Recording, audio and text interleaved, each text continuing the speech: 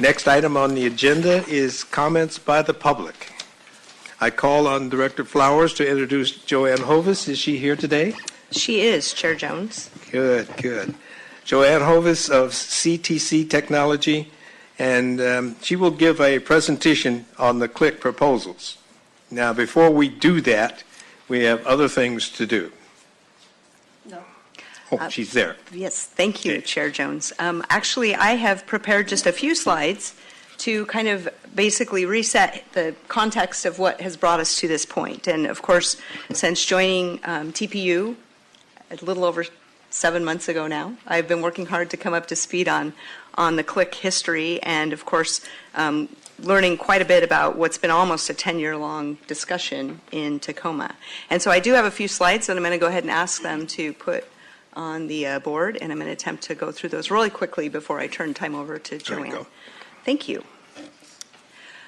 So just by way of background, we want to think a little bit about what's gotten us to this point, and the context really was set in 2009. CLIC has had operating losses, which have been covered by the electric rates because CLIC is a business line of Tacoma Power.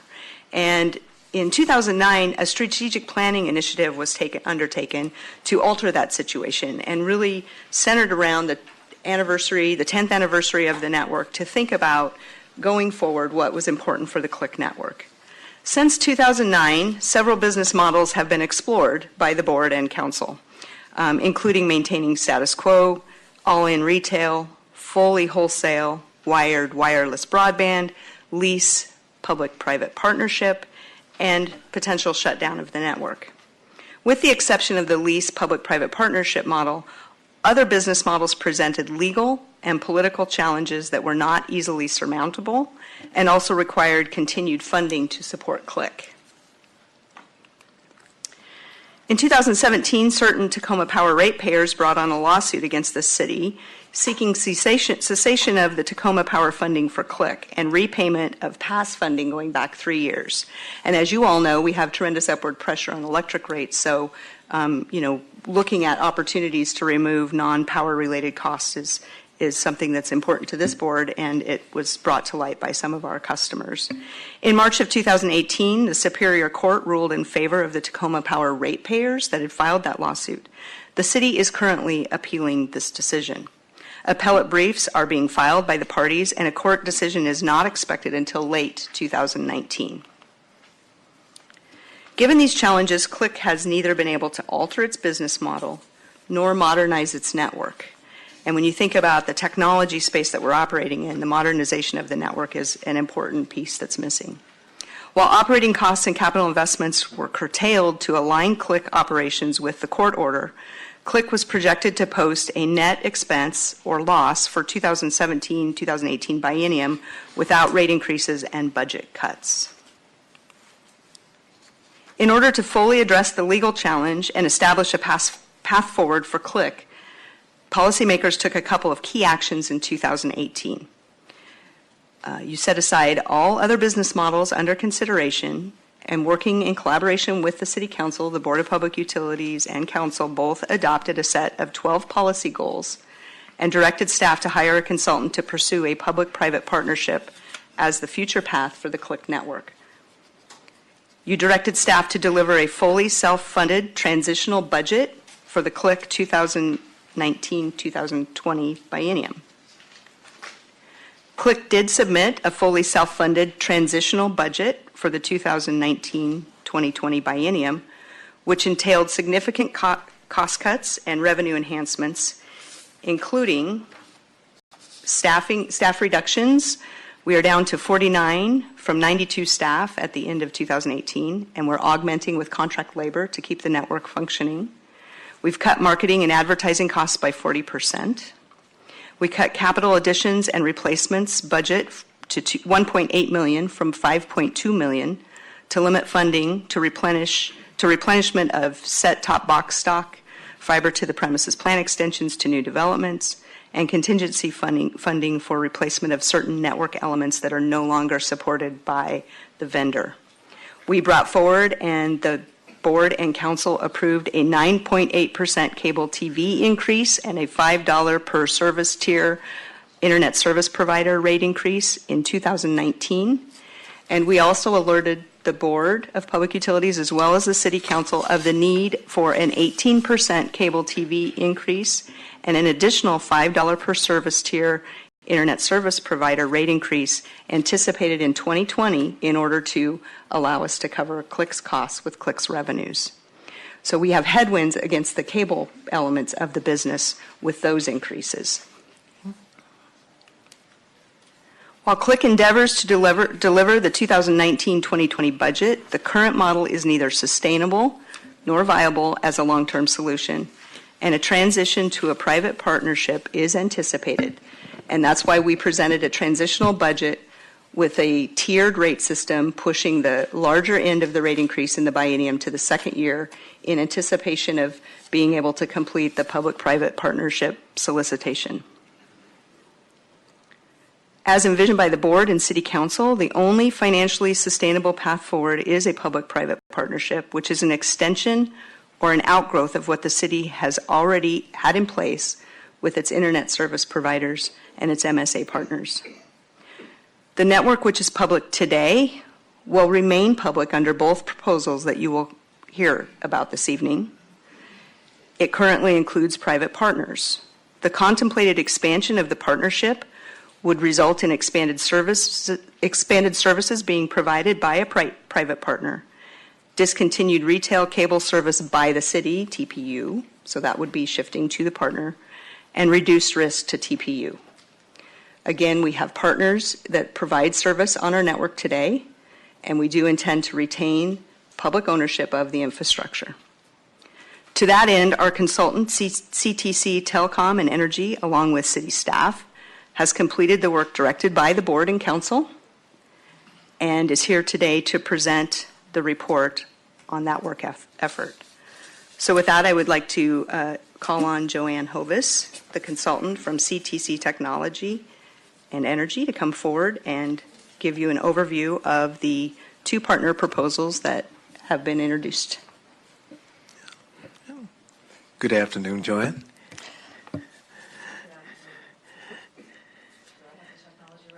You just turned it off. I just turned it off. Yeah. Okay. When the light's on, you're on. Thank you. Thank you, Director Flowers, Chair Jones, members of the board. It's always a pleasure to be here, and I'm delighted to have the opportunity to speak to you this afternoon about the two term sheets that we have before us. And I am hoping that my PowerPoint is emerging, and that we will have it up at some point. Or is this actually? It's in my hands. All right. Second technical glitch on my part of the evening. So very quickly, I am going to take you through the background of how we got here. I'm just adding a couple of items in terms of some of the work that my team has done to what Director Flowers has already shared, and then talk about the technical and financial review of the partners, the terms of the two term sheets that we have before us, two fully negotiated term sheets, and then also give you our recommendation and our summary of where we think we are.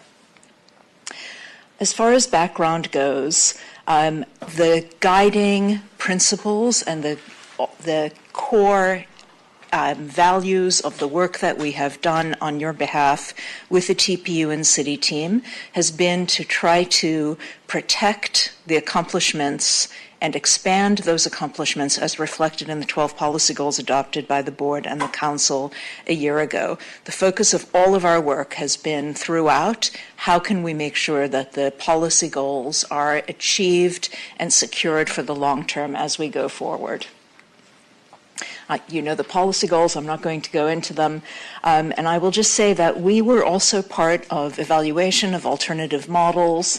Our recommendation to you was that a public-private partnership would be the lowest risk, potential, strongest way to secure the policy goals in the long term. That was in 2017 and 2018.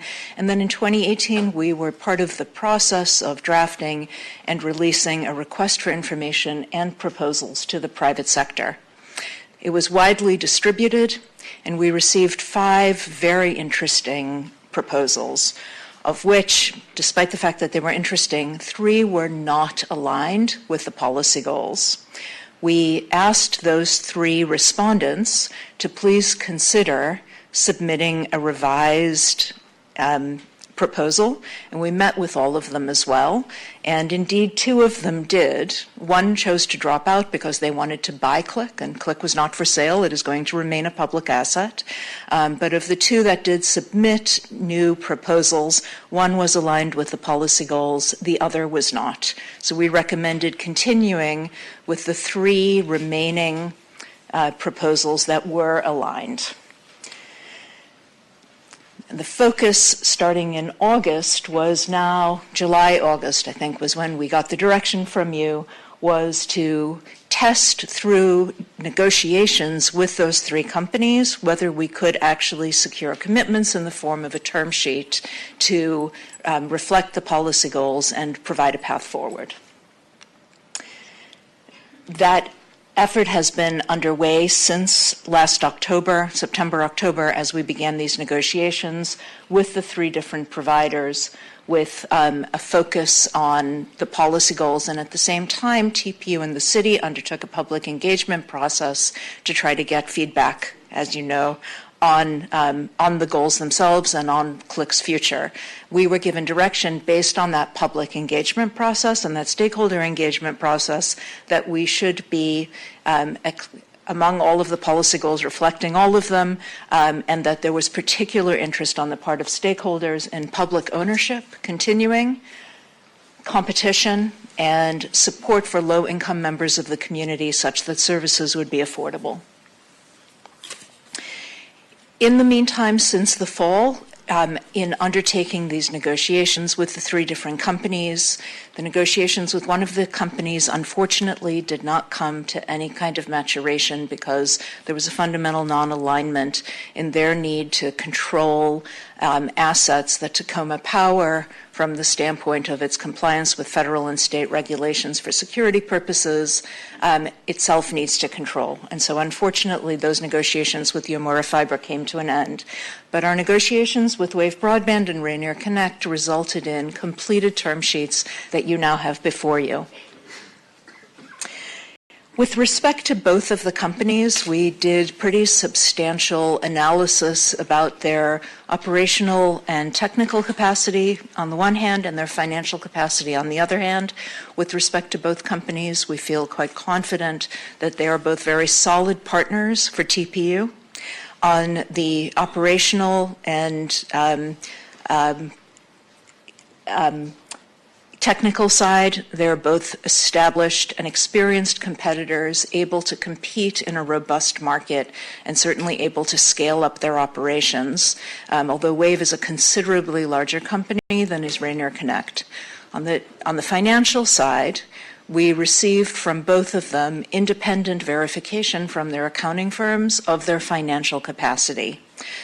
Such that we are confident that in either case they have the financial capabilities to meet the obligations in the term sheets as we develop them with them. Let me get to those term sheets now, and I'm going to go through this briefly, but highlighting what are hopefully some of the important elements. We organized the term sheets, as with everything else, according to the policy goals. We organized them by policy goal, going one by one to try to make sure that we were securing those benefits to the greatest degree possible for the long term. The first is public ownership, and let me be very, very clear about this. It was never contemplated and is not contemplated now that ownership of Click will transfer to any other entity in any way or in any form at any time. And I think that's a very important thing to note. As Director Flowers said, as contemplated by the term sheets, there will be private sector service provision of internet and cable and hopefully phone service as well over a network owned by TPU. That will be owned in the long term by TPU. Not only will the existing network be owned, but both term sheets contemplate that the private partner will make a substantial ongoing investment every single year of the partnership, and that investment invested here in this community to upgrade and improve the network will become the property of TPU. So not only will it remain the property of TPU, but new additions to the network will be the property of TPU as well.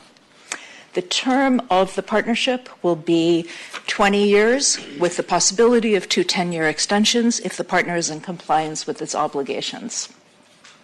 And in the near future, both potential partners committed that they would upgrade the entirety of the network within 3 years to DOCSIS 3.1, which is the best-in-class industry standard for the hybrid fiber coaxial industry, or the cable television, cable network industry. This is the Comcast product, for example. DOCSIS 3.1 will make the network capable of delivering gigabit speeds to all of the homes and businesses within the CLIC service territory, and that will happen within 3 years. But the upgrades will continue beyond that because there's an annual obligation to keep upgrading the network that continues for the term of the partnership. On equitable access, the terms of the two term sheets are identical. Both companies committed that they would provide the same services at the same prices throughout the CLIC service territory, and that they would provide service to anyone who was willing and able to pay. Another way of putting this is there will be no discrimination between neighborhoods that are wealthier, neighborhoods that are poorer, or any other demographic factor, which unfortunately is the case in some markets and with some private providers. But the term sheets, which will hopefully then be turned into a contract with one of those partners, will ensure that that does not happen using the CLIC assets within the CLIC service territory. On low-income affordability, both companies made commitments that they will, for the entirety of the period of the partnership, provide a substantially reduced cost internet product to members of the community who qualify for Tacoma Power's own low-income support program, and that will continue throughout the entire time period. There's a small differentiation between the two companies here in that Rainier Connect also participates in a federal subsidy program that will increase the subsidy for low-income folks, and that's money coming from outside the community that's provided by the federal government through the Universal Service Fund. Net neutrality, and I want to underscore, this is actually a really big deal. We are in a state of enormous regulatory uncertainty and flux around net neutrality nationally as a matter of federal and state policy, and fights between federal and state regulators and elected officials over this.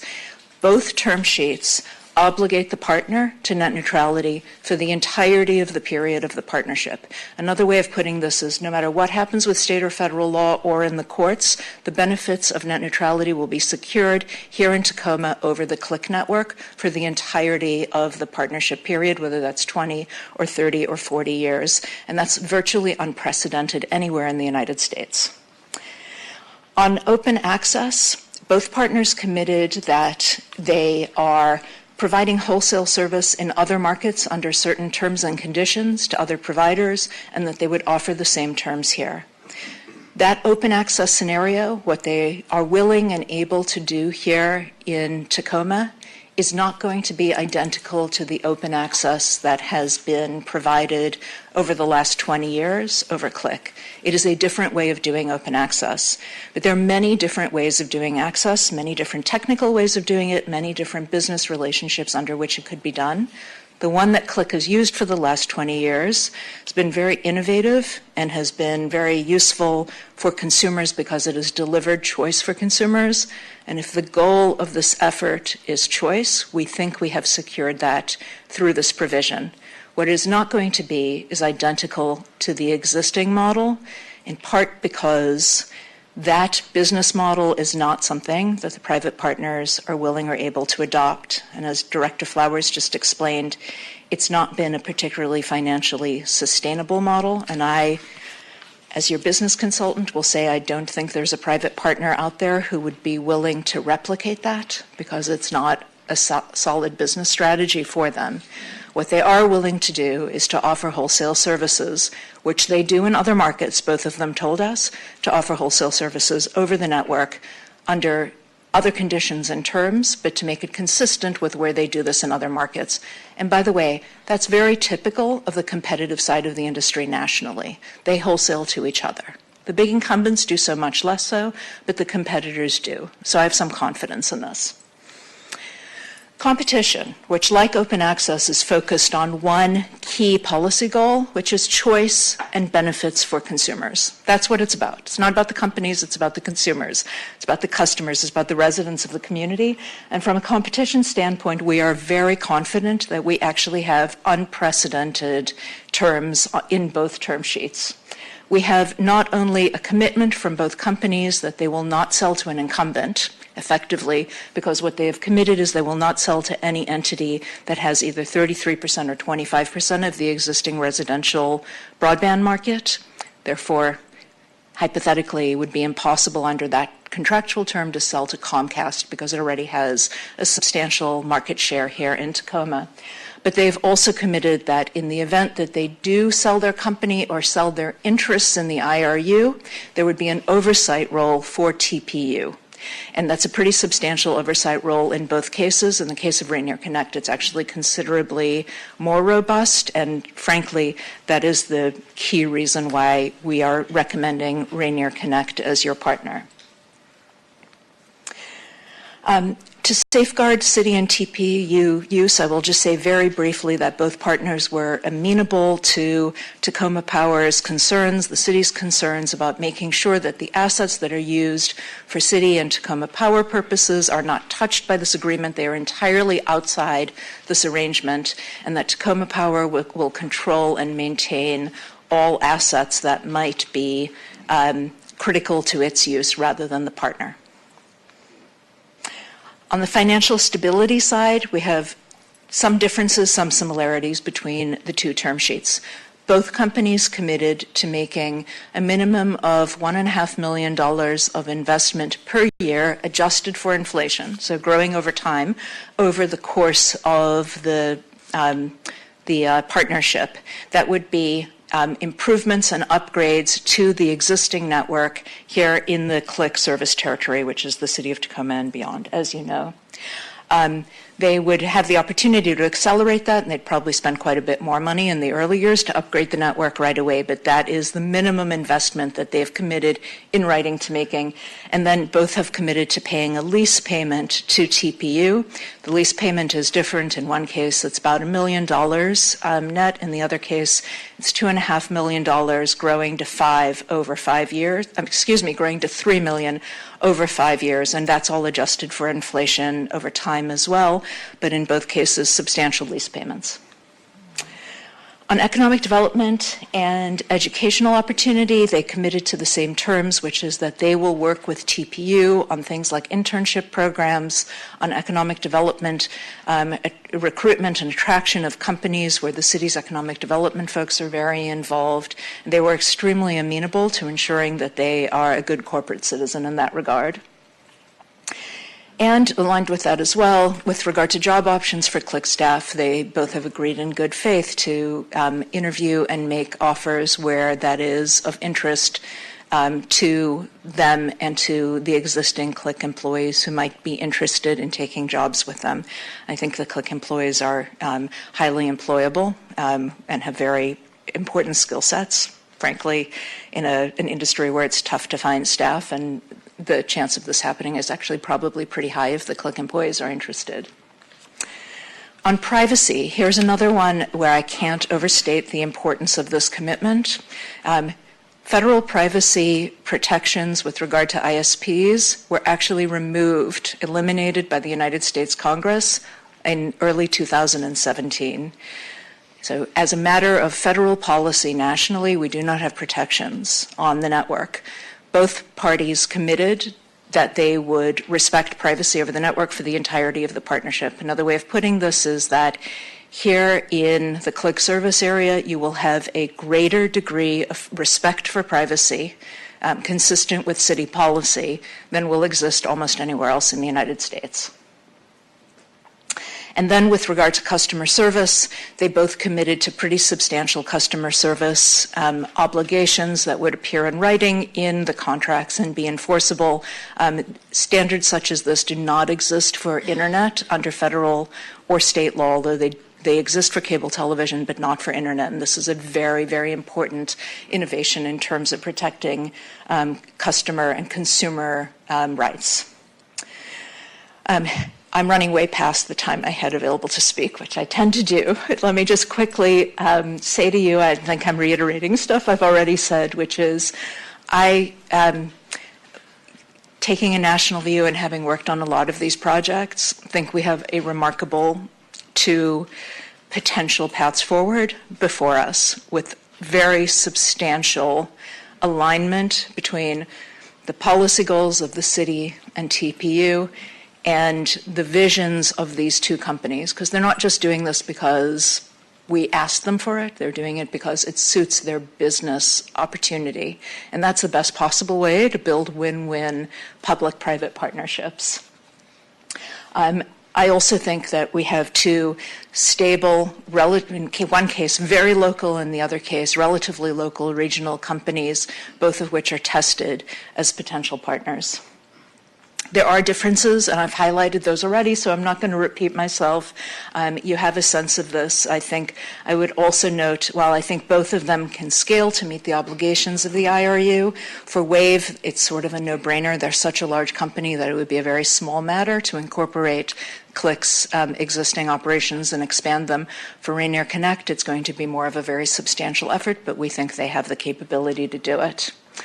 And finally, given all of those considerations and the significantly stronger terms that Rainier Connect offered around TPU's oversight of any potential transfer or sale of the rights in the IRU in the partnership, our recommendation would be to proceed to detailed negotiations with Rainier Connect based on the term sheets to lock in final contracts. Thank you. That's all. Thank you, Joanne. It's a pleasure, as always. Thank you, Director, for your comments. We will now prepare for the public comments from our citizens. And at this point, I'd like to have the Boy Scouts get a chance to get up and move around, and they may leave now, and we appreciate them. Thank you very much. Okay. Yep. Now we will take comments from the public on the CLIC proposals. Will the clerk please read the board rules? Board rules for order of business, Rule 6, Sections A and B pertaining to conduct of the public.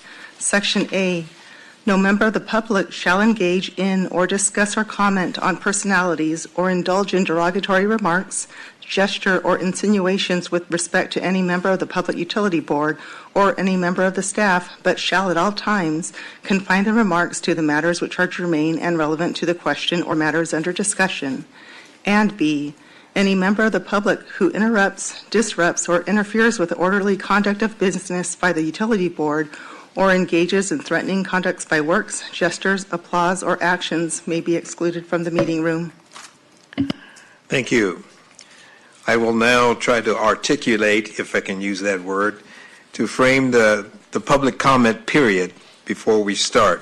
And I want to thank Mr. Flint for developing these rules for conduct that he developed a couple of years ago.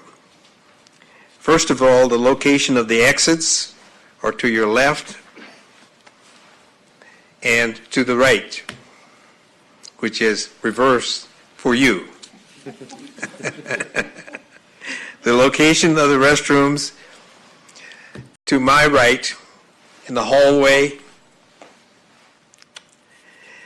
and you'll see some vending machines. If you see the vending machines, that means you pass the exit for the restroom, so you have to back up. Each member of the public will be allotted 3 minutes, I repeat, 3 minutes to speak. We will be respectful. In order to be fair to everyone, no one will be able to go beyond the 3-minute time limit. I will not allow situations to turn into a debate. We don't have time for debate, and we want everyone to have an opportunity to say what they have to say, and they have to do it within 3 minutes. I have a list here, and I'll call the names in order of when you signed up. And the one thing for me is, if I happen to mispronounce your name, you'll have to excuse me and correct me so I can get it right. When you get to the podium, state your name. Once you do that, there is a clock in front of the podium, and it will begin as you start speaking. And again, you have 3 minutes. The first 3 individuals that I'll call, if we don't have any questions or concerns from the board at this point. Okay. The first individual is Leilani King, Cheryl Kopek, and it looks like Norma Claire.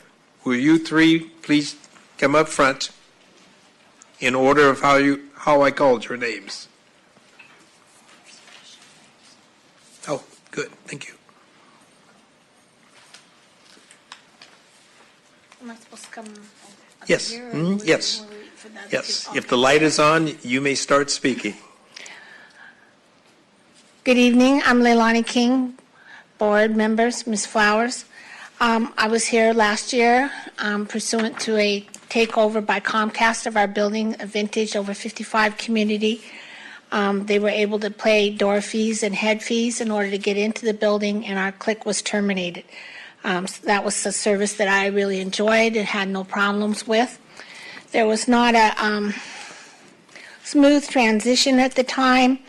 I myself went without internet service and TV for over 2 weeks. People's medical their connections through their medical were disconnected, their phone, like that. And I'm just here today to point out that there are problems that happen in these transitions. I was very happy with Click, and I'm not really sure about what privatization is going to mean. I don't want it to be something that's just very thinly veiled in regards to problems that we found out later when this all came to our building, that our previous director had to be fired, that an audit was not correct, and that a corrected audit was not done that was called for by the city council. These things are very concerning to me and others people that are aged and low income. A high-pressure salesman came into our building. We were not told that we were availed of Internet Essentials, which was a lower thing. People were talked into bundles that weren't appropriate for them.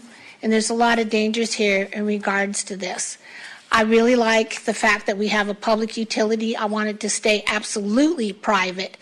In public and not be privatized in any way.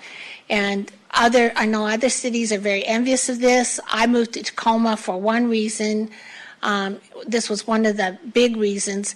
And Tacoma was this was a big asset for Tacoma as a place to live because of this. And I'm very concerned about how it may be altered in this partnership. Thank you very much for my time. Thank you. There's no need for clapping. In fact, clapping just slows the process down. But she got her point across. We understand it and we hear it. Hi, my name is Cheryl Kopek. Thank you for letting me talk here. I just want to say that I've been a very satisfied customer of Advanced Stream, which is part of Click's program there, for a long, long time. I never have to think about my internet service, which tells you that I'm completely satisfied with it. I never have a problem. If I ever do have a problem, which has been, ages, they've got great support and everything. They can understand me on the phone. So I really appreciate our public utility. And I feel good about paying my bill every month because I like knowing that I'm contributing to something that is a public asset that we own and not contributing to a private corporation. I have to wonder what's in it for the private partners.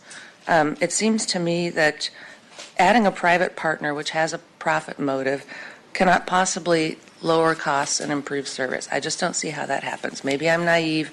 I don't understand all the ins and outs, but I don't see how this could be a good move. If there are revenue problems, I'm sure, I speak for many, that my rates are so reasonable, I would have no problem paying, 25, 50% more every month for the service that I currently get from Click.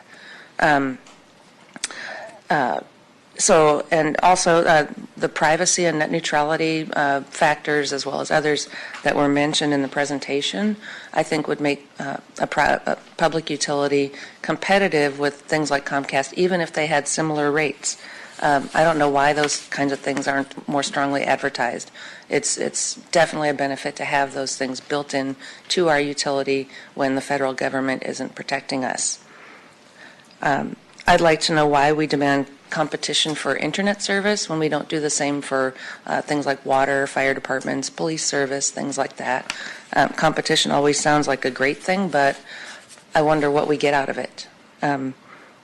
I'd also like to know if there's a back-out clause. I know that I heard a lot of good faith this, good faith that, but is there a back-out clause? If we find out that it is not working as we expected, can we get out of it? I would hate to think we jump into something and find out that we shouldn't have done it. And the last thing is I'm glad that low-income access would be addressed in either of these agreements, but what would that mean for the rest of the ratepayers that do not qualify for that? What would happen to our rates? Is this just a money grab? So those are my concerns. Thank you. Thank you for your comments.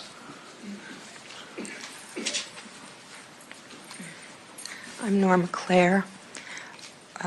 Ms. Flowers, in your PowerPoint presentation, you showed a 9.8% increase and then an 8% increase, but when you spoke, you said 18%. Which is right? Go ahead. I believe Ms. Flowers was talking about the increase that we had this year and the potential increase for next year. But one was a... Yes, it was 9.8% cable TV increase in 2019 and a proposed 18% for cable TV in 2020. In your PowerPoint presentation, it said 8%. You might want to check that and correct it. My errors. Thank you. Thank you. The next three people are Alan Lessinger, Venus Durgan, looks like Juan Chavez.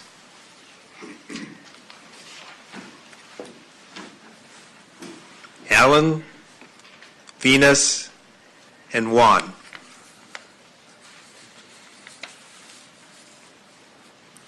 Hi, I'm Alan Lessinger. I am kind of concerned about this privatization. When I joined Click and Advanced Stream, I wanted it, that's what I wanted, and now they're threatening it, and I don't quite understand it, and would prefer that they would leave it like it is because it works for me. Okay. Okay. Thank you. Venus? Good evening, board members. My name is Venus Durgan. I'm a longtime resident of Tacoma.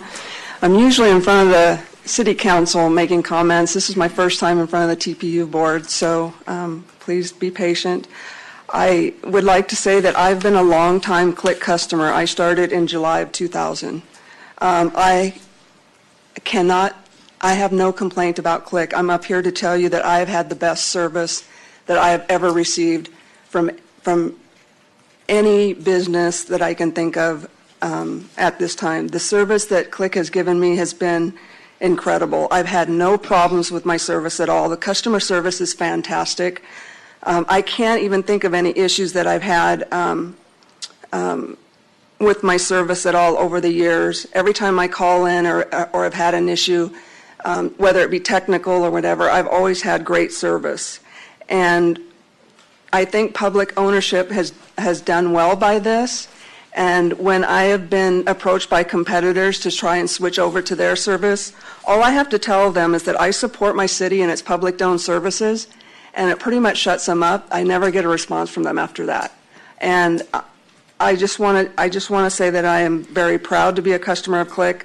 I hope that you will do right by the customers of Click, that it's been a great ride, and that I hope it's not coming to an end. And I just want to say thank you for the great service. Thank you. Juan?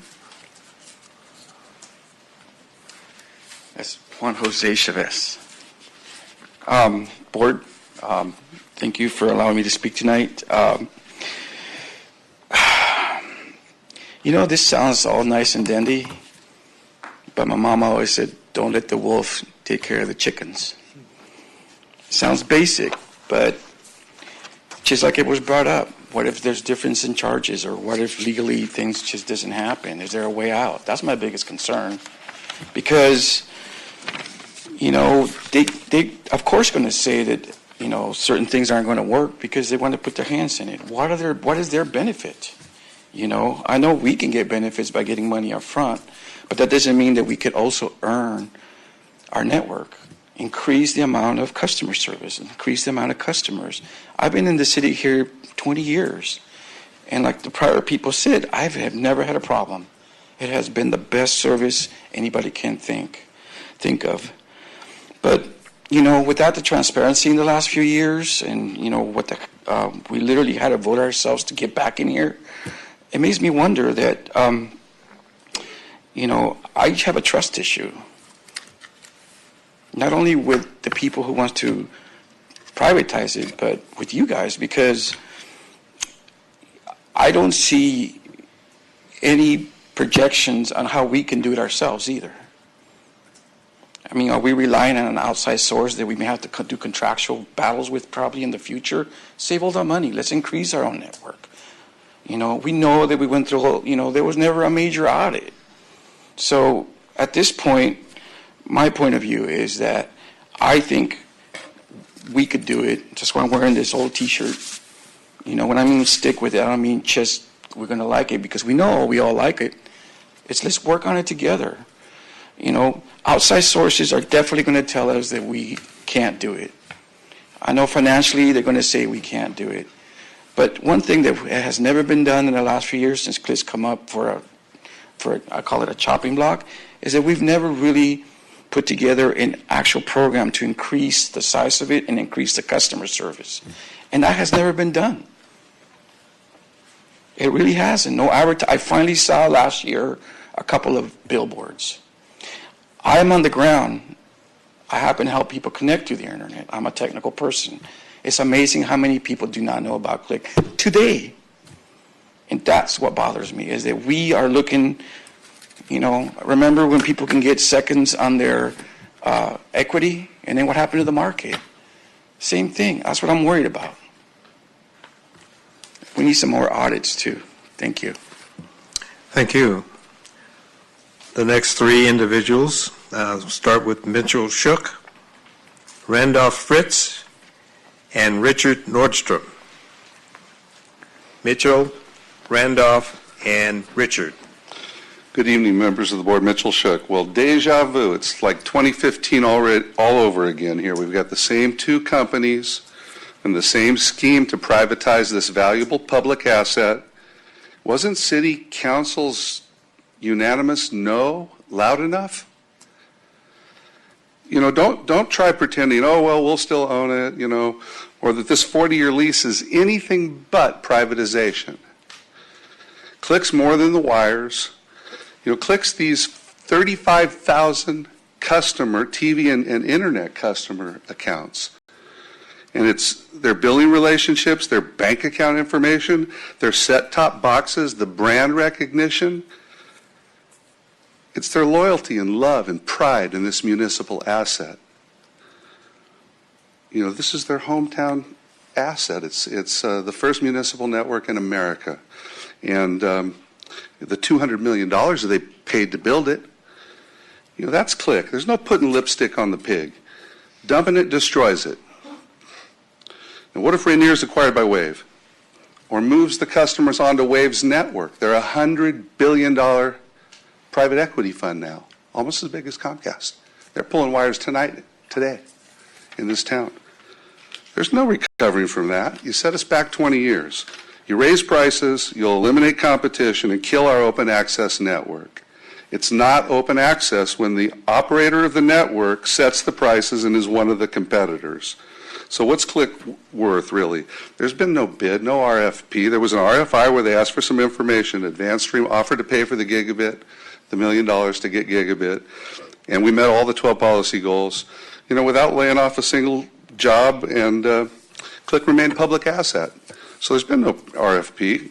Rainier's $2.5 million a year offer to lease this asset, that doesn't even cover the depreciation expense. The ISPs are already paying $8 million a year. Click has $27 million a year in revenues. Where's the audit that council ordered? With no RFP, appraisal, or audit, this looks like an illegal gift of public funds. Board member Flint told us the numbers were not real, that TPU management wanted Click to fail and threw everything in the kitchen sink in to create the fake, squishy numbers. Told the News Tribune reporter, you got to look at these numbers. There's something wrong here. So you blew the whistle, you fired the director, but you never got the audit? You have a duty of care. And to ignore that is negligence. It's a violation of our trust. Cities across America are setting up networks. We're proud of this public utility. And we invented it. Stick with Click. Thank you. Okay. Mr. Fritz. Thank you. Well, first off, I love the current service, and I would much prefer it stay fully public. I've had entirely good experiences with it, as contrasted with my friends' experiences with Comcast and the online reports of Wave, for that matter. Now, of the two proposed partners, if you people are bound and determined and we can't stop this thing, I would agree with your business consultant that Rainier Connect is the better, but I don't find either of them very good. A public-private partnership is not going to be any less expensive to customers. It has to be more expensive. It's got to turn a profit somewhere. It's as simple as that, and that's just accounting. Okay, now Wave Broadband. Wave is owned by TPG Capital, a private equity firm. Its founder and managing partner, William McGlashan, has just been indicted, and I question whether they will honor any commitment. Rainier Connect, I actually tried to sign up with them back when, demands Social Security numbers as a condition of doing business. I question their commitment to privacy, regardless of what they put on paper. Now, as a final point here, I don't see your business consultant. We really should have set customer service goals as a condition of any contract. It's the thing that always goes wrong with cable service and with internet service. Everybody, it's the thing you will always hear that's wrong about Comcast. And for that matter, Wave, if you go online and look around for Wave customer service complaints, I found hundreds of them, and I didn't even look very hard. So I guess, in conclusion, I'd say we have a really great public service, and I would really appreciate it if the board here would try very hard to keep it. It's also actually a selling point for businesses moving to Tacoma. So, I see I have time left. I think that's it. Thank you. Thank you. Do we have a Mr. Richard Nordstrom in the office? It's been said already. Okay, thank you very much. I now have Peter Geyer, looks like, and Ernest. I can't pronounce your last name. It looks like Oldfield. Is that correct? Yes, that's correct. Okay. I'm Peter Geyer. I'm good. Everybody said what I would say. Okay, Peter.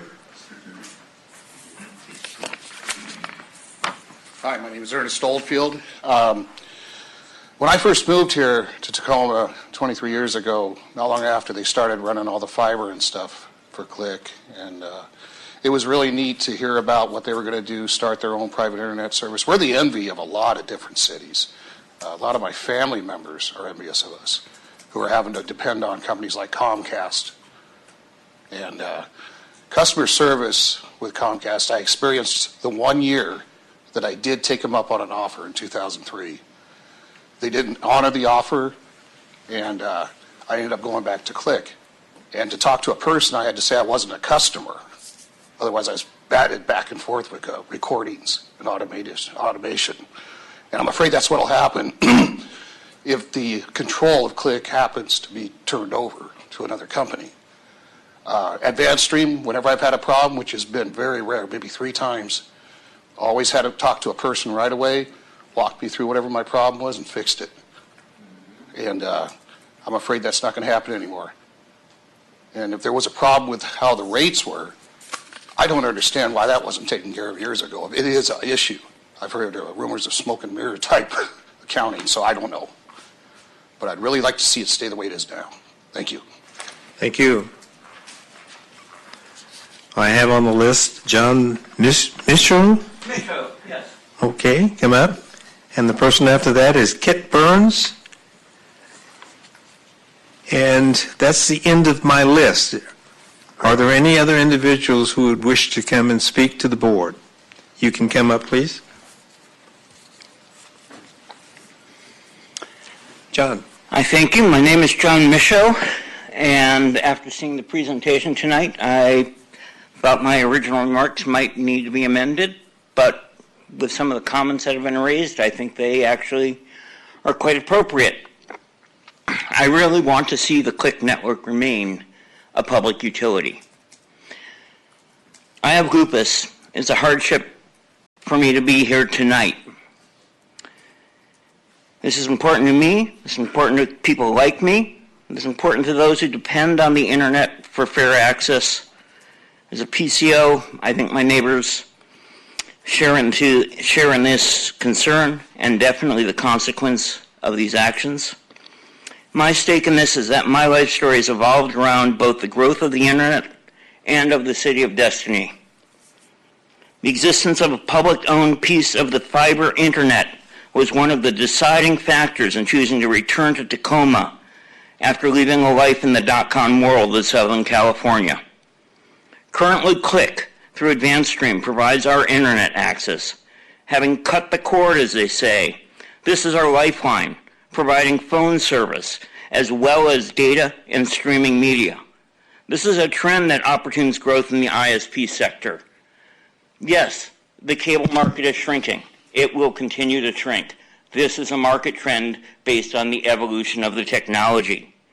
But the ability to commit to maintain a state-of-the-art digital infrastructure is vital in Tacoma's ability to attract the lucrative tech sector. I cannot understate the value to a tech startup of having a pipeline to the internet that is not dependent upon the whims of a third-party company. This is one variable that is sufficient to strike Tacoma from anybody's list of a candidate for a technocentric investment.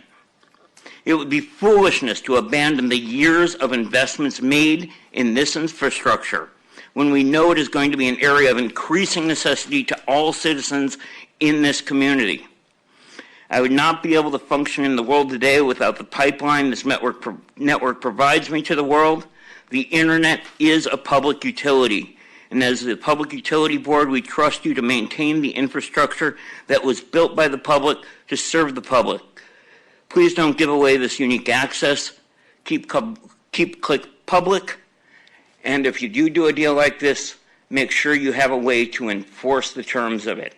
It's a strong plan, but I don't trust the private sector. We have accountability with you. Thank you for your time. Thank you for coming, John. The next individual is Kit Burns. Do we have any other members of the public that would like to speak to the board at this time? Any other members of the public? Oh, yes. There we go. My name's Kit Burns. I'm a resident of Tacoma. I'm an architect, and I'm also an Eagle Scout, so I was a little bit disappointed to see the Cub Scouts leave. But enough about me. I'm here to talk about Click, and I have a number of questions about Click. I'm against privatization, and I watch this not just in Click, but across the country and industry after industry through this financialization, the taking of public monies and the public-private partnership. And so I'm basically opposed to privatizing Click. You know, I mentioned Sandy, Oregon. I don't know if you're familiar with that or if you've spoken with people in Sandy, Oregon. It's a very small community of about 10,000 people, and they have an open access network. It's one of the big advantages of living in Sandy. And what they do in the open access internet is they provide internet service only, and maybe that's something TPU should consider, is dropping cable. And perhaps what I would see is Rainier Connect could take on the cable portion and that TPU remains responsible for the internet. And I think that would be a win type proposition. You know, I've had a number of questions. I can't believe I started talking about this 4 years ago. You might not believe it either, except you see me very often at some of your meetings. I have a number of questions, you know, and they're like this. Why does the annual reports that CLIC has, and I've given you a copy, and the operational summary show that CLIC is profitable? It's brought in over $300 million, provided $58 million worth of profits before taxes. I think the net profit is $27 million. Another question I have, and I'm looking for an answer on this, is why isn't CLIC advertised on the city's website? Why isn't it advertised on the Chamber of Commerce? And why isn't it advertised on the Economic Development Board? That's a question I'm still looking for. I would like to know what the effects on the cable portion of CLIC with the fee increases with retransmission fees. That's one thing we should look at. Why are those costs going up? What are the costs for TiVo? I don't know why TPU went into the TiVo business, but I'd like to know what that is. I believe it's probably over $3.5 million, but that's just an estimate. And then we should check out what the status of the Lifeline program is with FCC. I don't think the program's going to be around much longer. You look at the most recent cuts from the president's budget. He's cutting and slashing everything from the State Department to the EPA, which he would like to erase. And I think the FCC Lifetime program also is going to end. So I have a number of questions. I appreciate the opportunity to raise these with you. I would ask that you look at the Sandy model and consider having Rainier Connect do the cable and maintain the internet. Thank you. Thank you, Kit. Would you give us your name, please? Yes, my name is Robert Garcia. Robert Garcia.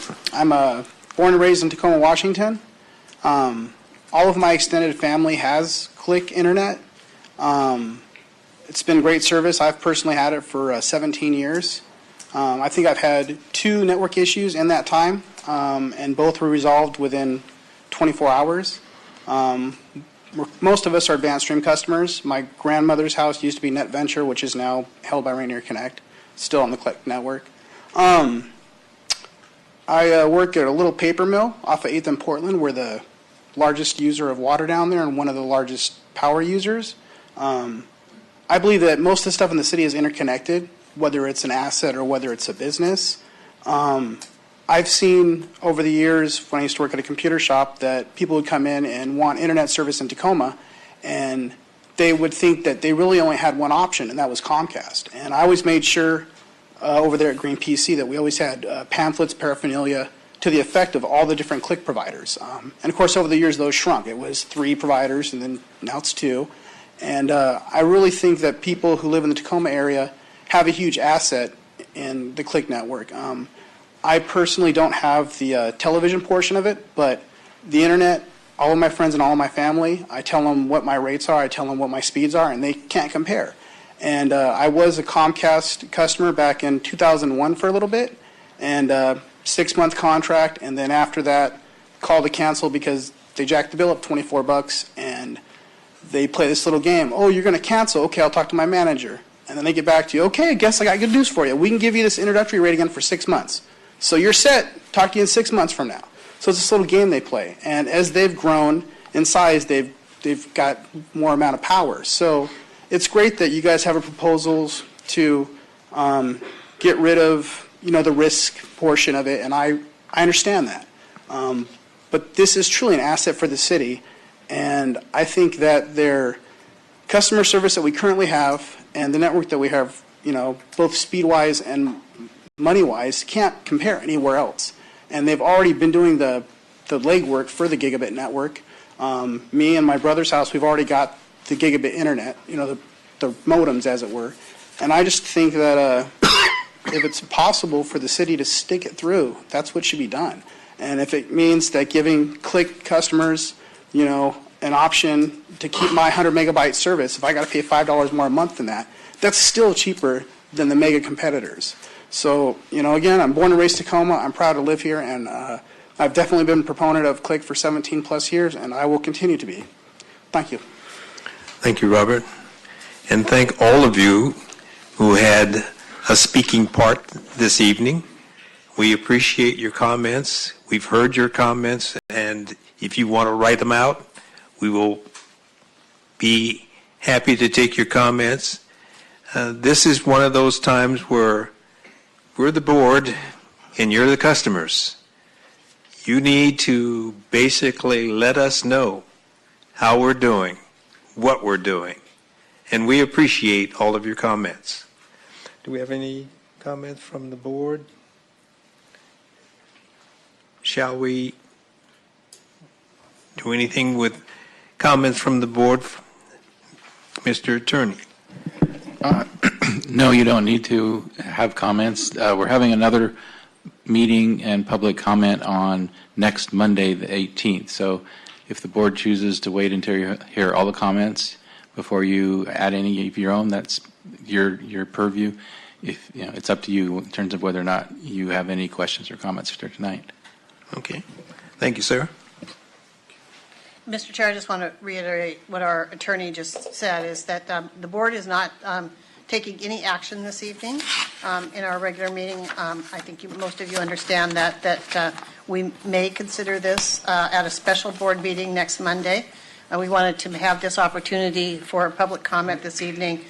As the chair said, we have received a number of written comments and emails, and so we'll continue to review those along with the additional comment that we may receive next week. So we just want to hope that you'll understand the process, and then understand that the City Council also has a public meeting scheduled for the 19th, the day after our public comment. So you have an opportunity to comment at the City Council as well. Thank you, Mr. Chair. Thank you. Okay. Do we have? Yes. I want to first thank Board Member Larkin for clearly laying out the process from here. There are multiple steps to go through.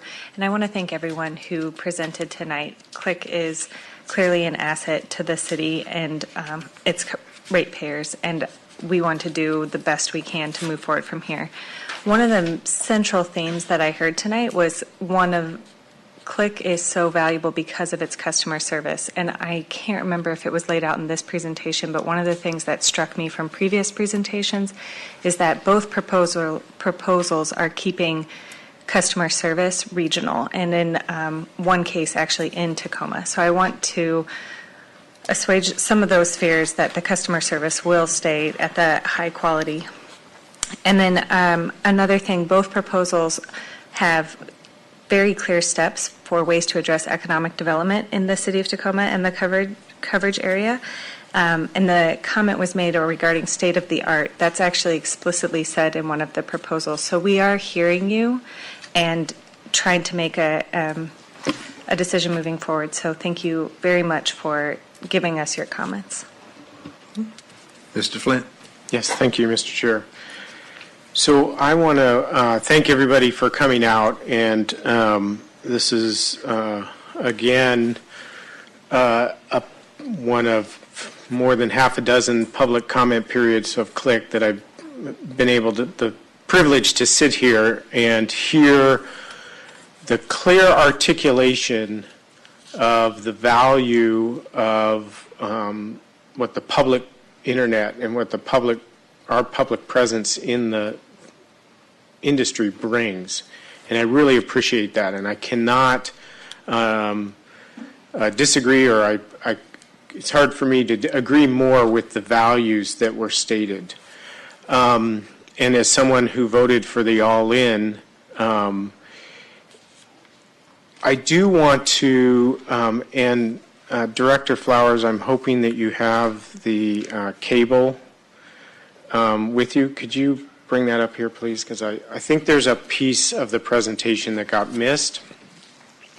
And I think this is important. Thank you. I think this is important because we have in the past had a proposal to entirely lease the entire infrastructure to a private party.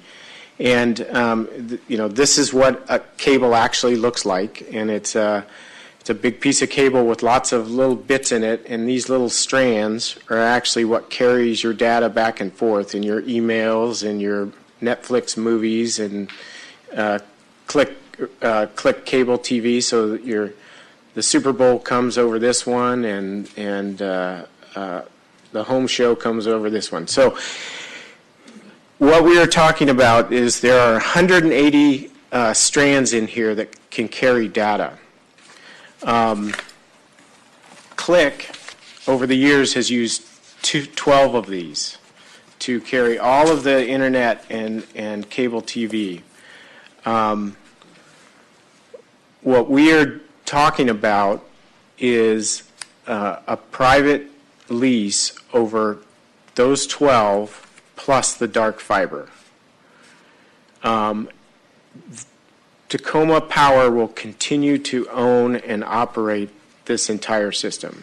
And I think it's important, and I'm not sure that the presentation made that clear, that public ownership will remain of this entire system. And in fact, at the end of this contract, whether it be at the end of the term or it's terminated because it's no longer a valid contract, Tacoma Power retains ownership of the system plus all the capital benefits, all the capital improvements, all the improvements that the private partner has made to this.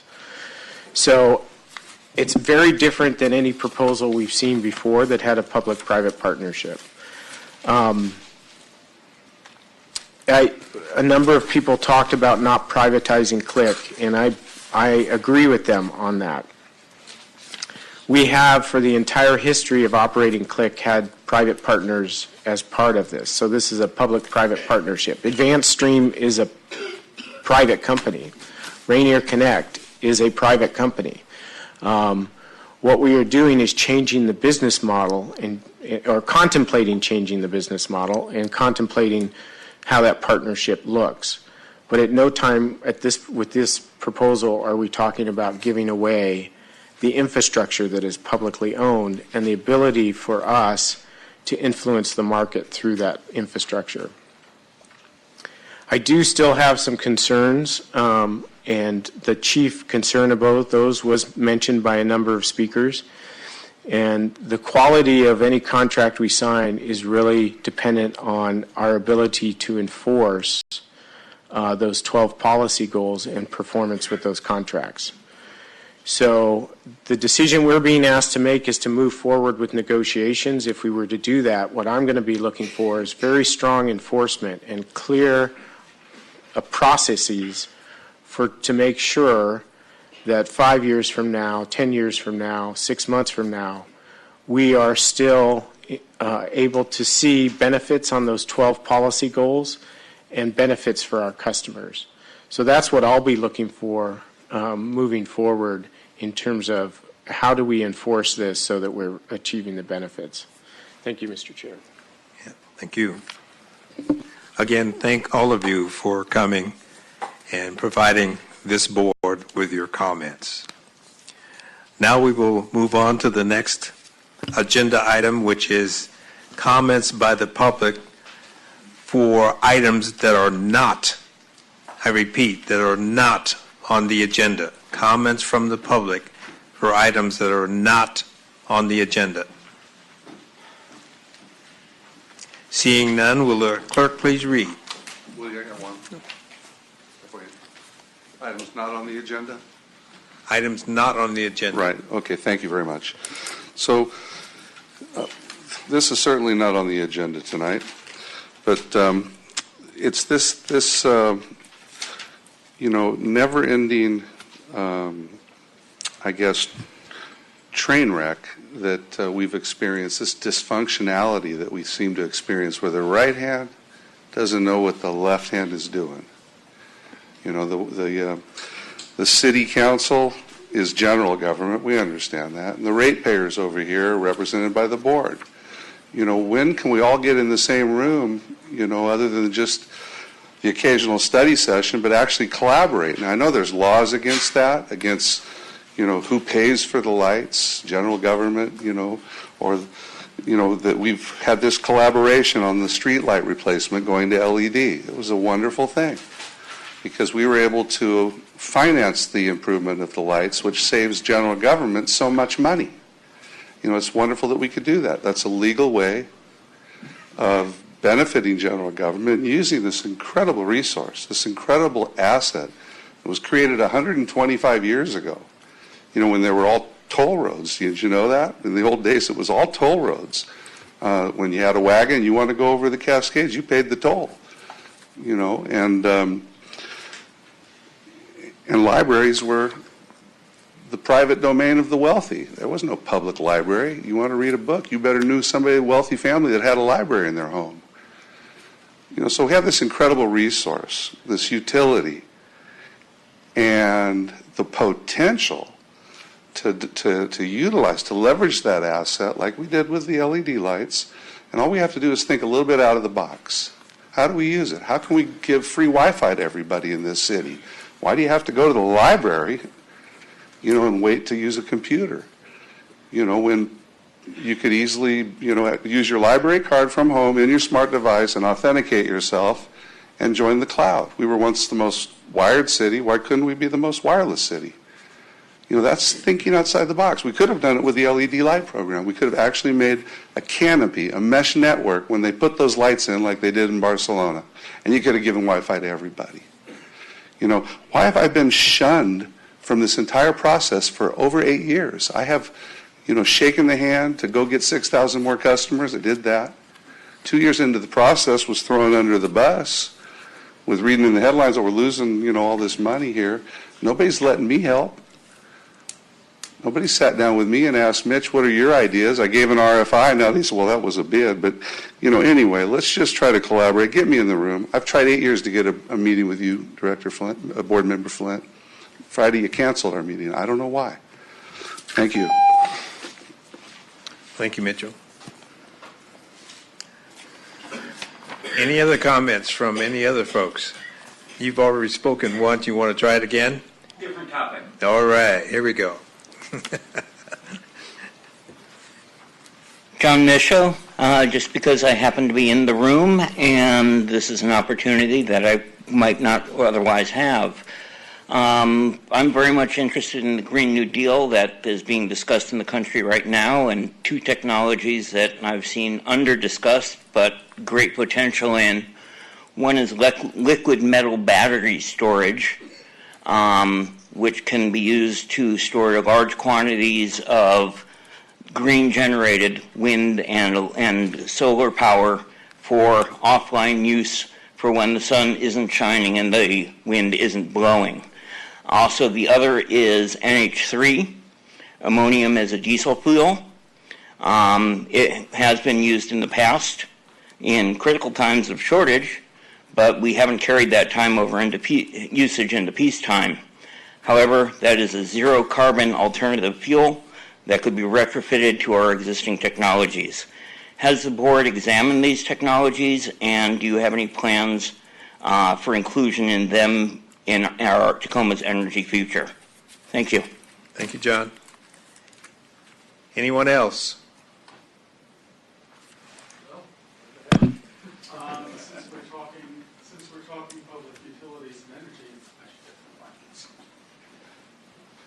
Since we're talking public utilities and energy, briefly, I don't know the state of your engineering work. Is anybody talking smart grid yet? That ties right into this. What it looks like the electric utility of the future is going to be is a lot of solar and wind, a lot of batteries, and the smart grid tying it together. So this is probably very important. And I don't know what your engineers are doing. For all I know, there are 5 reports sitting on your desks right now. But let me put in a word that we start looking. Thank you. That's good. Okay. Seeing no one else who wants to speak in front of the board, will the clerk please read what we've been trying to read for the last 5 minutes? We're done with that. Do you want to do that or not? I think we're done. Okay. Okay. We were asking for public comments for things that are not on the agenda. I think we've just done that. Okay. Well, let's go back to the regular agenda. Under the consent agenda, there are no items. So then we'll go to the regular agenda. Under the regular agenda, will the clerk please read? Resolution U-11065, award contracts and approve purchases. Item 1, award contract to Botcher & Sons Incorporated for the construction of the LeGrand Shop Building. 2, increase and extend contract with Apogee Interactive Incorporated for software licenses for continued use of web-based energy calculators. And 3, award contract to Tucci & Sons Incorporated for the construction of a new water main in the vicinity of 198th Street East and 131st Street East in Pierce County. Move to adopt. Second. Okay. Are there any questions by members of the board? Items 1, 2, and 3.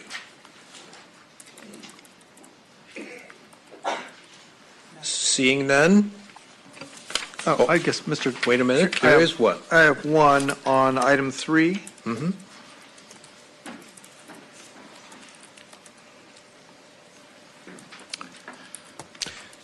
Good evening, Chair Jones, members of the Public Utility Board. My name is Ali Pulda. I am an engineer and project manager in the Water Department. I'm happy to answer any questions you may have.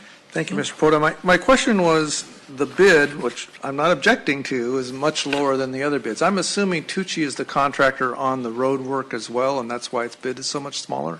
That is correct. Okay. Thank you. Any other questions by members of the board? Seeing none, all those in favor of this particular public, that's right, we've done public comment, but is there anyone that is ready to talk about this particular resolution under public comment? Seeing none, are there any additional questions by the board? Seeing none, all those in favor say Aye. Aye. Those opposed? That resolution is adopted. Moving on to item D2.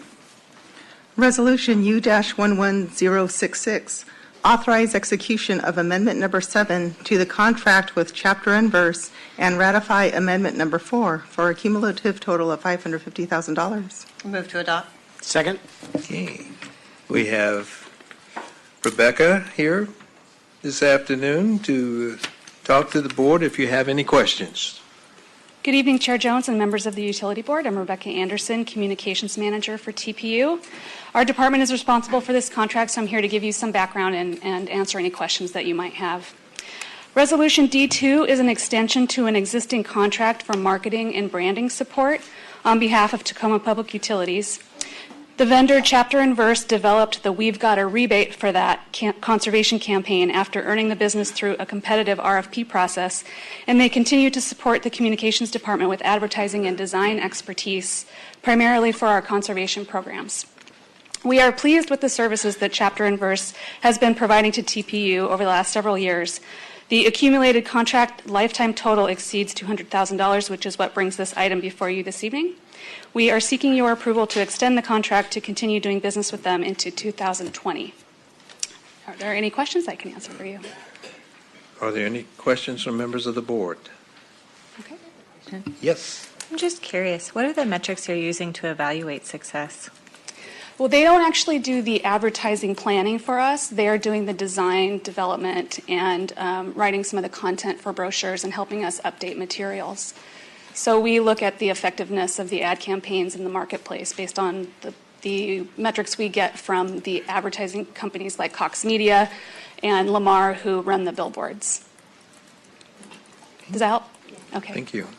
Do we have any comments from members of the public? Any comments from members of the public on this particular resolution? Seeing none, call for the voice vote. All those in favor?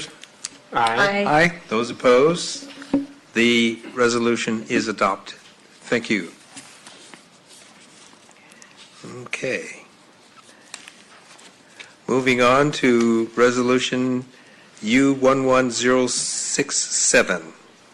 Authorize execution of Amendment Number 6 to the contract with Site Crafting Incorporated as TPU's website vendor. Move to adopt. Second. Thank you. I Chair? have a question for a board member. Thank you.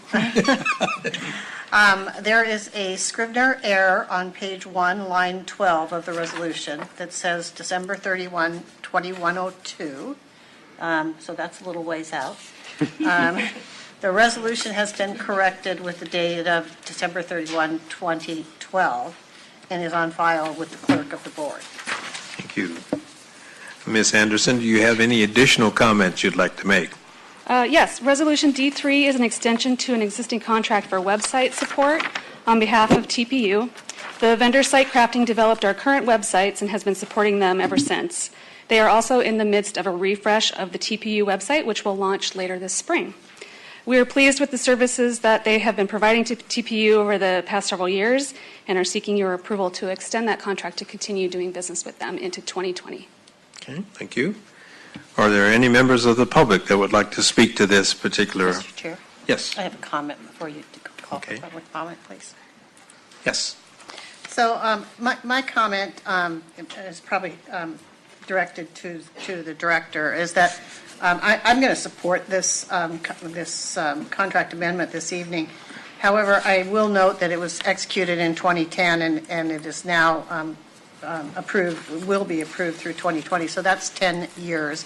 And I do understand that we've had a good working relationship, and it's, I think, sometimes easy for us to want to continue those good working relationships and have, but I think it's also incumbent on us as a public agency to make sure that we go out and look for what competition is out there now, what other services, what other pricing on these. And so extending beyond a 10-year period with renewals without going back through and doing that process, to me, is about the limit of where we should be at. So I'd just like to make that comment. Thank you.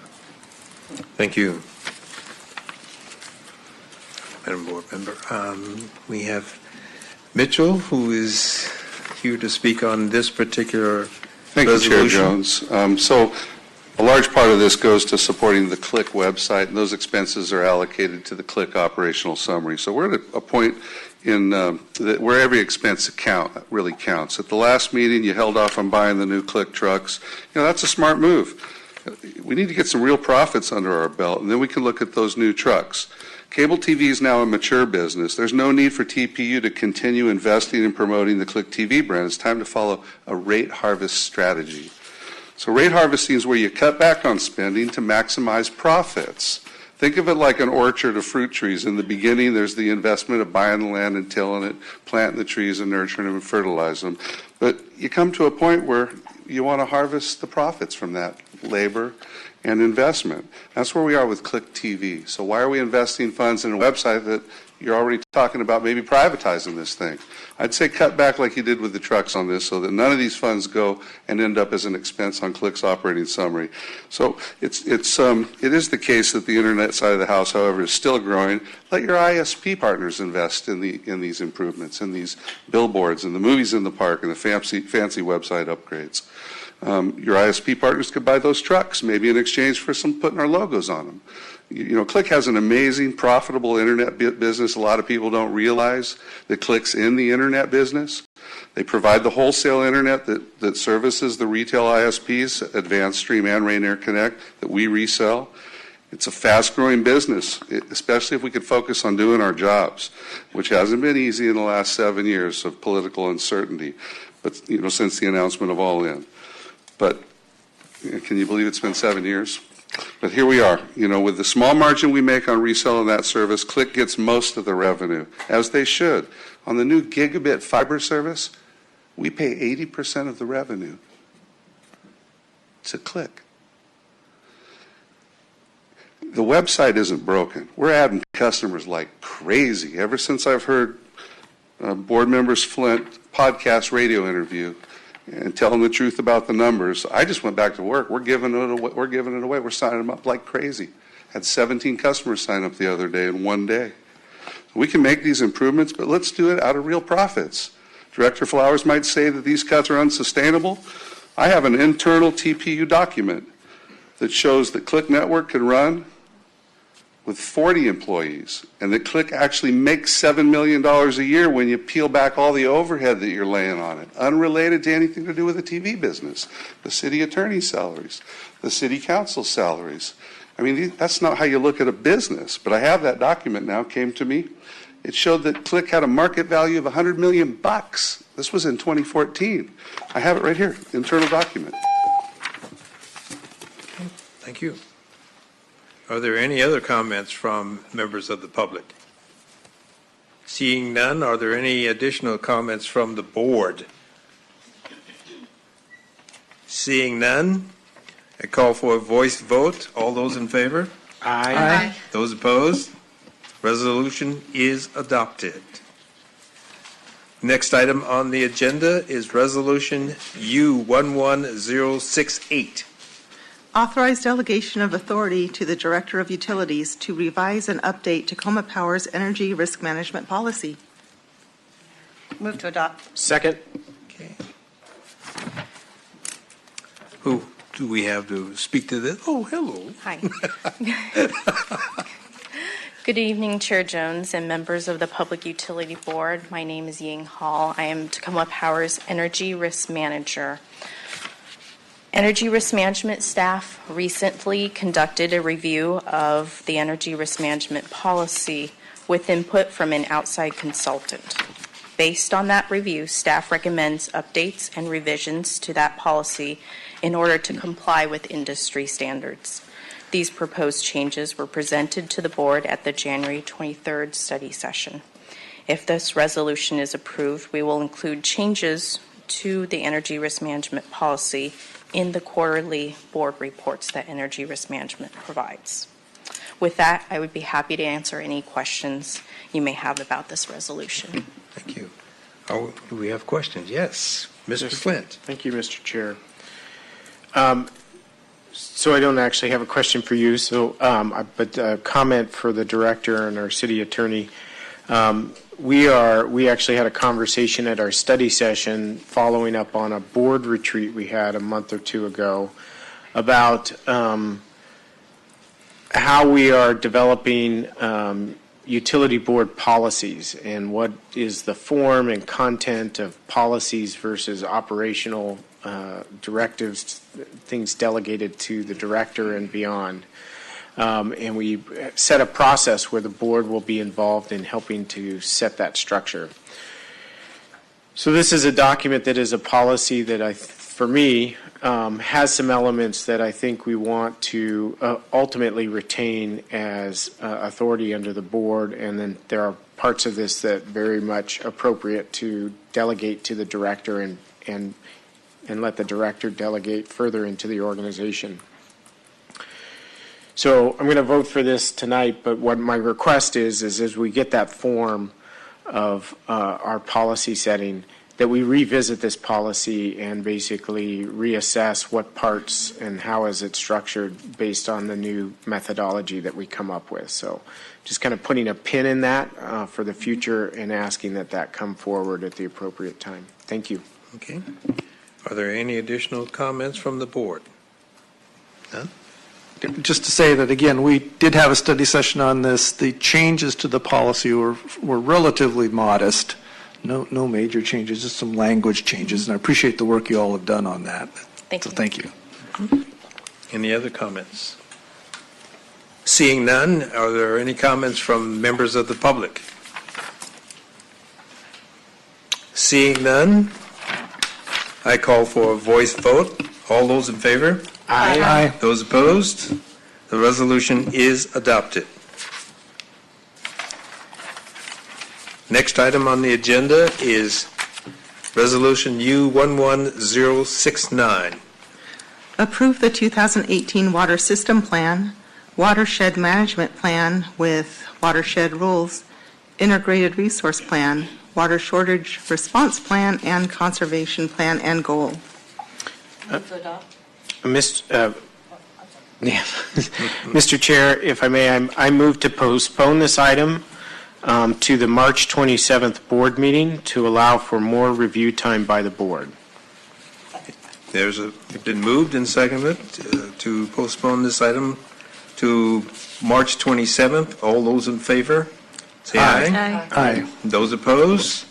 This particular item will be postponed until March 27th. Thank you. The last item appears to be reports of the director. I'm not sure if the director has any additional comments to make. Chair Jones, we do not have any additional reports at this time. Okay, thank you.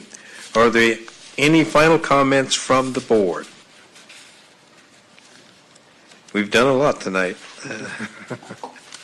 But thanks to the individual citizens for coming here and providing us with their thoughts and comments. We appreciate it. Thanks to the members of the board for listening and taking notes and trying to take that information and use it to the best advantage of the community. Any additional comments? Seeing none, then I hereby adjourn this board meeting, and we will have an additional board meeting on March the 27th for a study session. Do we have something in front of that? Yes, Chair Jones, there's a special meeting next Monday at 6:30 to take additional public comment on CLIC and potentially board action. Okay, thank you. And that will be posted per... There's already a notice that is out, yes. Very good. Thank you very much. Any other comments? Seeing none? You can't take public. Presentation, the same presentation that was presented tonight. I don't know. The director will answer. Yes. Yes, ma'am. We do have JOANNE Hovis is planning to attend as well. We've not yet determined if she will go through the same presentation, but there won't be new material. It would be the same from her. So, thank you.